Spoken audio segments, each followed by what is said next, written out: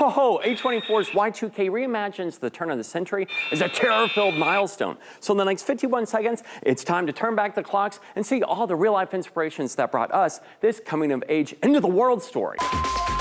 Massive letdown, but it felt like something really intense and potentially awful. That uncertainty is what SNL alum Kyle Mooney played into after a New Year's Eve party, coming up with this film idea where tech turns on us, a genuine concern the world kind of had. The federal government is Y2K ready. I expect we will experience no major national breakdowns. Then U.S. President Bill Clinton really addressed the country to calm fears, which are still somewhat present. It's definitely something we were conscious of. Technology has evolved, so AI and discussions around it today are reflected in the movie, just through less advanced items. Music taste defines a lot of our characters' personalities. Filmmakers recaptured the 90s vibes through their real experiences. So what's your favorite coming-of-age or end-of-the-world story? Shut it down with your thoughts in the comments below. But for now, that is a minute. Now, before you go off the grid to escape tech, wait a second and make time for a bonus. Since this movie is set in the late 90s, how much did director Kyle Mooney and company actually use movies from the same era as inspiration? We definitely drew a lot from the movies of the era, and we wanted the film to feel like a pretty classic coming-of-age teen movie. The actors also said Kyle would throw out lines while filming, making scenes feel more improvised and accurate with lingo true to the time period. I didn't know if it was a bit or he was actually giving us direction. And every time he walked away, I was confused, but I was also like, this is gonna be an amazing movie. Plus, they really set the tone to make sure the younger thespians